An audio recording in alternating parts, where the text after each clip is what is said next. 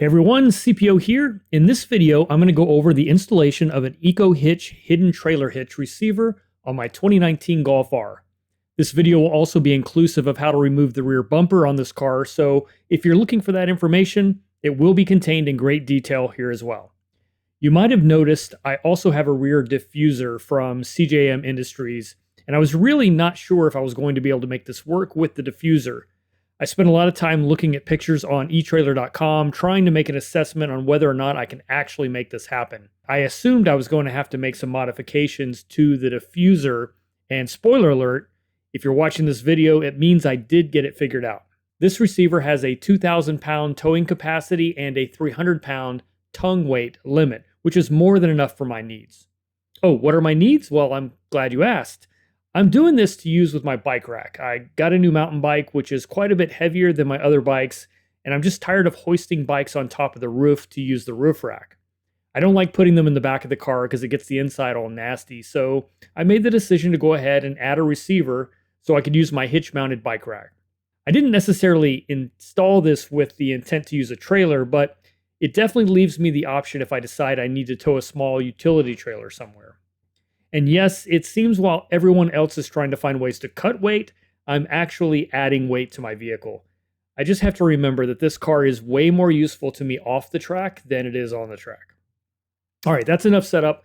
Let's dig in. So the first thing we want to do is remove the taillights. If you haven't removed them before, you might have to break free that little carpet cover like I did. Then there's this little plastic thumb screw that you unscrew to free the lights on each side. So pull out the red tab and then you can press the button and separate the electrical connectors. The reason you want to remove the taillight is because there are two clips which will be much easier to release with them off, and it only takes a couple of seconds to do. Next, I'm going to remove the Torx screws holding the fender liner to the bumper. I like to use this little wrench because it makes it easy to get in there where there's not much clearance. Having the car lifted also helps a bit. There are 4 screws holding the liner in place. 3 inside the wheel well, and 1 on the bottom. There's also 1 screw that you need to remove that holds the bumper cover to the fender. This one's easy to miss because it's underneath the fender liner. You need to pull it back to find it. Then there are 2 smaller Torx screws on the bottom of the bumper cover. These are plastic screws that hold a retaining clip in place. They should be pretty easy to find.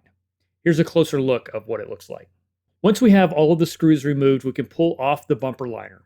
Start from the wheel well and pull out firmly. Now we can release the 2 tabs that were hidden under the taillight. Do the same process on the other side. Here's a close-up look at those 2 tabs. One you lift up and one you push down. Once you have the 2 corners freed up, the bumper cover should come off easily the rest of the way. As you pull it apart, you want to look for any wiring that is attached. In my case, and probably it's the same for everyone with rear parking sensors, I had a wiring connection on the passenger side. It's possible to do this job while leaving the wiring connected, but in my opinion, that would be a pain in the butt. So I recommend disconnecting the wiring so you can separate the bumper cover completely from the car. I used a little pick tool to disconnect the locking tab and then separated the 2 connectors. Now with the bumper cover completely out of the way, the next step is to remove the foam cover over the crash bar. This will not be reused. Now we need to remove the crash bar. In my case, there were also blind spot monitoring sensors that were removed at the same time. There are some receivers that replace this crash bar, but this particular one does not. So you will be reinstalling it on top of the receiver once it's in place. On the passenger side, I decided to drill out the holes on the blind spot sensors to accommodate the bolts that came with the receiver. The alternative would be to reuse the factory hardware, which would probably compromise the overall towing capacity of the system. I'm not sure about that actually, but it wasn't hard to do and they only had to be opened up a little bit to 5/16 of an inch. Then I screwed one of the receiver bolts in backwards from the rear so there was a little stud sticking out the back of the car. This is so you have something to hang the receiver on while you install the main larger bolt hardware. Rather than doing it the same on the other side, I just set the receiver in position and then screwed the other in from the front just to hold it. Next, the larger bolt, washer, and nut are used to firmly secure the receiver on each side. You have to be extra careful to make sure the holes in the receiver are lined up with the holes for the crash bar. I threaded in a few of the bolts to be sure. And once you're confident it's in the right position, those large bolts get torqued down to 75 foot-pounds. Then I removed those temporary bolts and placed the crash bar into position. For a second, I thought about just leaving the crash bar off, but since this is my daily driver, I didn't want to needlessly compromise safety for the sake of a few pounds. It was at this point in my install that I realized I could have chosen a different version of the receiver that replaced the crash bar, and those also had removable lower sections that I really didn't feel like I needed. So they were also quite a bit more expensive than this one. So once you have tightened down all of the bolts, remembering to replace the blind spot monitors into their rightful locations, the receiver install is done. It really was a simple job and bolted up without any issues. Now the fun was about to start. We have to cut a section of the bumper cover so it can fit around the newly installed receiver. However, in the worst timing ever, lightning struck a transformer on our street that took out all of the power, just as things were getting interesting. Unfortunately, we were without power for several hours. I did a few things with portable lighting, but eventually it started to get dark enough that I just decided to wait for the power to come back on. So that's why the lighting sort of changes between the beginning and the end of the video. The instructions tell you how large of a section to cut out depending on the size of the receiver you have. I decided to remove the diffuser so that I could figure out how to make that fit after I got the bumper cover back on. Cutting the bumper cover was a pretty simple task, and actually scissors worked great for the side cuts. I used a small Dremel wheel to make the other cut. Easy peasy lemon squeezy. The kit came with some trim to clean up the cut section of the bumper. I put it on, but I decided I would trim it later, or not, as you'll see. Putting the bumper cover back on was really easy, and it fit perfectly on the first try. It was hard to picture from the research I did online, but now it makes perfect sense to me how the slotted bumper cover slips around the receiver as it is mounted back on the car.